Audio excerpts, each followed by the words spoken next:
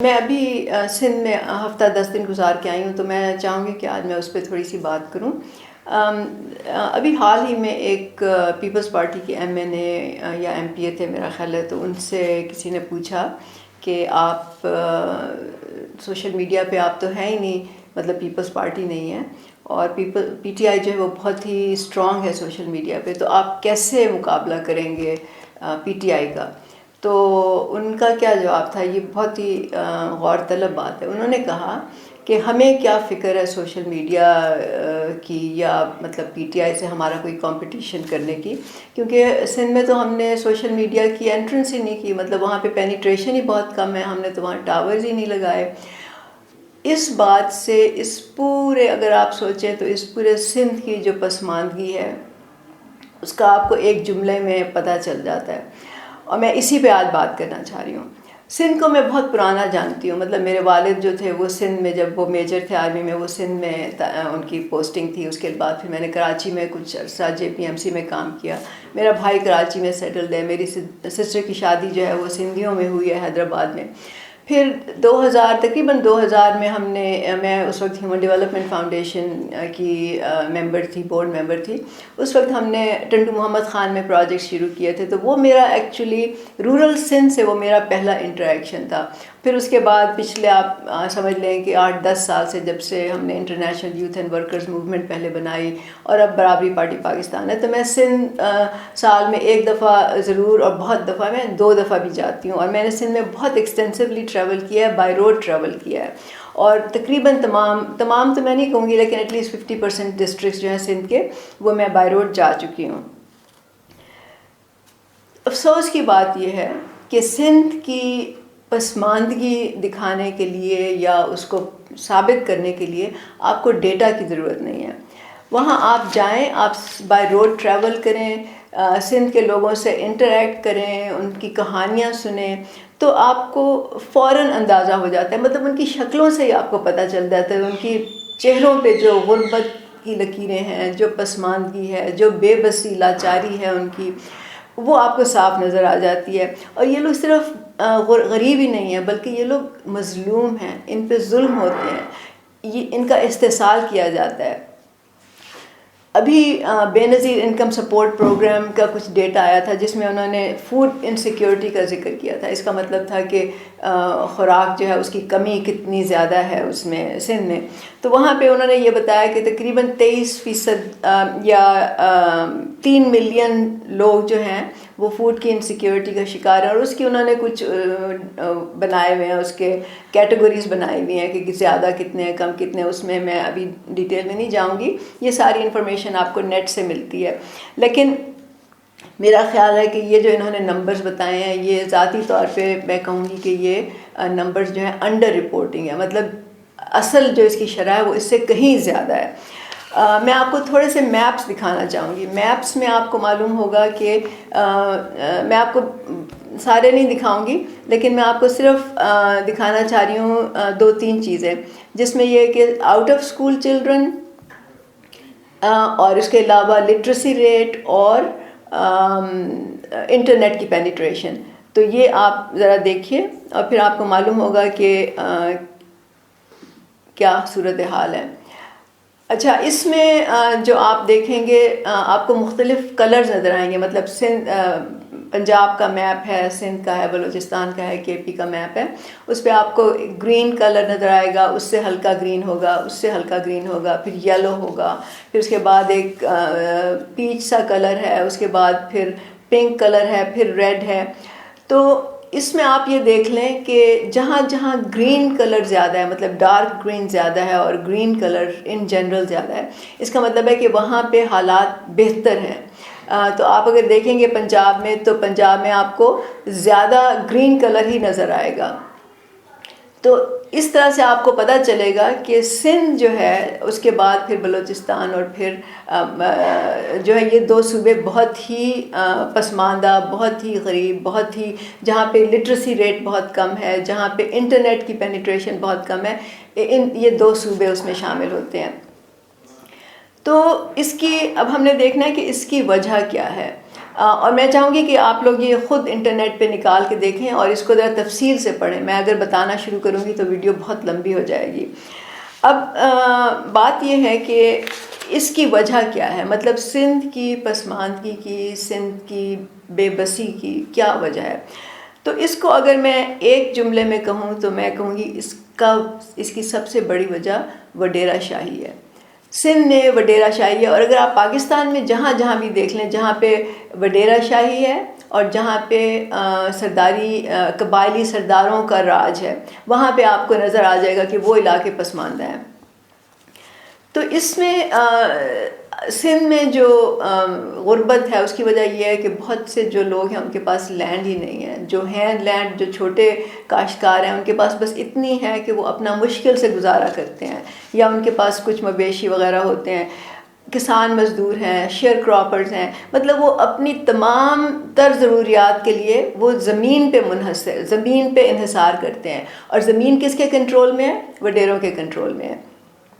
ابھی ایک ڈیٹا تھا جس میں یہ بتایا گیا تھا کہ جو بڑی زمینیں ہیں وہ کس کے پاس ہیں، اور یہ جو چھوٹے پاکستان میں اگر آپ دیکھ لیں جو چھوٹے کاشتکار ہیں جن کے پاس 2 ہیکٹر سے کم زمین ہے، وہ تقریباً 45 یا 47% کے قریب ہیں، مطلب 47% ہیں. اور یہ پوری کاشت کی بھی جو زمین ہے اس کا صرف 12% حصہ ہے، اور اس کا 1/3 حصہ جو ہے وہ سندھ میں ہے. تو اس سے آپ کو پتہ چلتا ہے کہ مناپولائزیشن ہے، مطلب جو ریسورسز ہیں، جو زمین ہے، زمین سب سے بڑا ریسورس ہے کسی بھی ملک کا، کسی بھی قوم کا، اور اس پہ وڈیروں کا قبضہ ہے، اس پہ ان کا کنٹرول ہے. اس کے علاوہ اگر آپ دیکھیں تو وہاں کی جو حکومتی مشینری ہے، مطلب ٹوٹل کنٹرول ہے، تھانے پہ، کچہریوں پہ، آفیسز میں، سرکاری دفتروں میں، پھر فیصلے کرنے کا اختیار ان کے پاس ہے. پوری جو سماجی زندگی ہے، سیاسی زندگی ہے، وہ ان کے ہاتھ میں ہے. تو اس سے ہم کیسے چھٹکارا حاصل کریں گے؟ اس کو اگر ختم کیا جائے تو کیا ہمیں ملے گا، کیسے ختم کیا جائے گا، یہ سوالات ہیں. جب پاکستان میں جو تیل اور گیس نکلتی ہے وہ 72% جو ہے وہ سندھ سے نکلتی ہے، لیکن سندھ کے لوگوں کو اس کا کوئی فائدہ نہیں ہے. اربن رورل ڈیوائڈ جو ہے وہ بہت زیادہ ہے، مطلب جو شہری علاقے ہیں اور جو دیہی علاقے ہیں ان میں بہت زیادہ فرق ہے، ترقی کا، ڈیولپمنٹ کا بہت زیادہ فرق ہے. جب یہ گیس اور آئل ڈسکور ہوا تھا تو یہ لوگوں کو یہ امید تھی کہ شاید اس سے سندھ کے لوگوں کی قسمت بدل جائے اور یہاں پہ شاید وہ حالات اور ترقی ہو جائے جس طرح کے گلف سٹیٹس میں ہیں یا کچھ ان ملکوں میں ہیں جہاں پہ آئل نکلتا ہے. لیکن ایسا نہیں ہوا، وہ ساری امیدیں جو تھیں وہ خاک میں مل گئیں. جب ڈیزاسٹر ہوتے ہیں، جیسے سیلاب آتے ہیں یا خشک سالی ہوتی ہے، تو اس وقت سندھ کے لوگوں کی جو یہ پورا نظام ہے، ان سندھ کی لوگوں کی مظلومیت اور اس پورے نظام کا جو جبر ہے وہ ہمارے سامنے کھل کے آ جاتا ہے. ابھی ہم نے دیکھا کہ جو سیلاب آئے تھے اس میں اکثر لوگ جو تھے وہ لوگ تھے جو صرف چھپروں میں رہتے تھے، کچے گھروں میں رہتے تھے، اور ان کے پاس اتنا بھی نہیں تھا کہ وہ اپنے لیے اگلے 2 یا 3 دن کا کھانا اپنے لیے مہیا کر سکیں. تو اب اس کی وجہ سے کیا ہوتا ہے کہ بہت سے لوگ جو ہیں وہ شہروں کا رخ کرتے ہیں، پھر شہروں پہ بوجھ پڑتا ہے.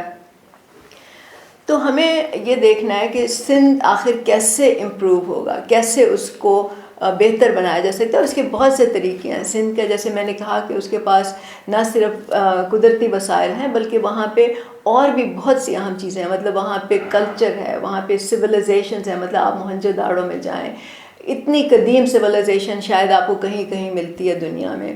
اس کے علاوہ وہاں پہ ایسے مقامات ہیں جہاں پہ سیر و تفریح کے لیے جایا جا سکتا ہے.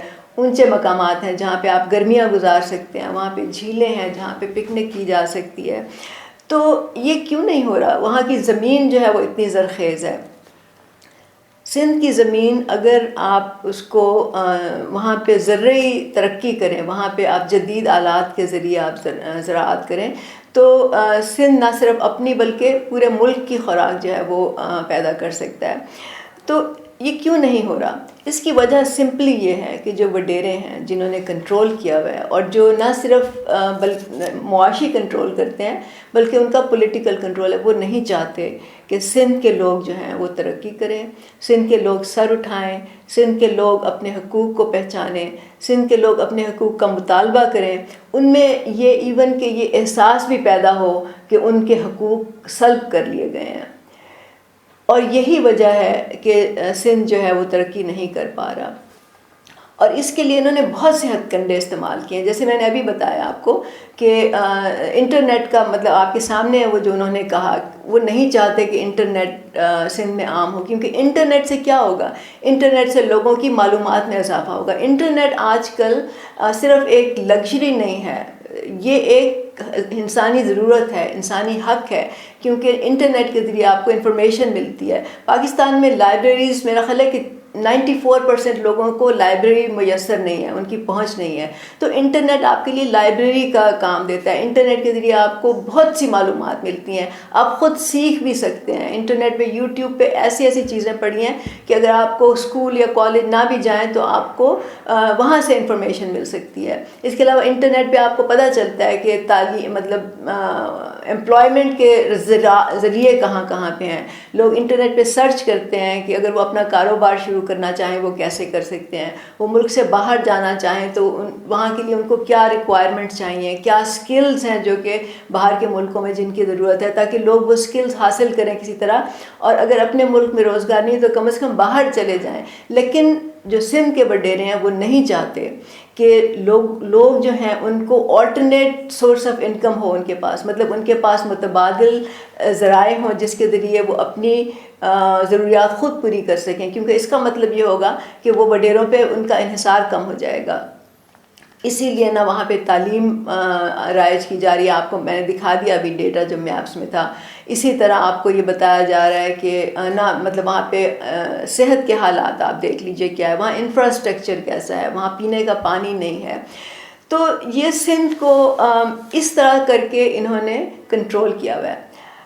جب تک ہم وڈیرہ شاہی کا خاتمہ نہیں کریں گے سندھ ترقی نہیں کر سکتا، نہ وہاں پہ لینڈ ریفارمز ہو سکتے ہیں، کیونکہ یہ سارے وڈیرے جو ہیں یہ کبھی نہیں چاہیں گے کہ لینڈ ریفارمز ہوں، کیونکہ لینڈ جیسے میں نے کہا لینڈ انسان کی بہت سی ضروریات پوری کرتی ہے، تو لینڈ کو انہوں نے کنٹرول کیا ہوا ہے۔ اسی طرح یہ نہیں چاہتے کہ وہاں پہ انڈسٹری لگے۔ اب پورے سندھ میں بہت سے علاقے ایسے ہیں جہاں پہ کہ ایگرو انڈسٹری لگ سکتی ہے، جہاں چھوٹی چھوٹی انڈسٹریز لگ سکتی ہیں، لیکن وہ انڈسٹری لگنے سے کیا ہوگا کہ لوگوں کو سکلز ٹریننگ آپ کو پرووائڈ کرنی پڑیں گی، اور پھر وہ سکلز ٹریننگ ہوں گی، انڈسٹری ہوگی، تو اس کا مطلب ہے کہ لوگوں کے پاس ایک اور ذریعہ ہے جس سے وہ اپنی روزی روٹی کما سکتے ہیں، اور وہ وڈیروں کے محتاج نہیں رہیں گے۔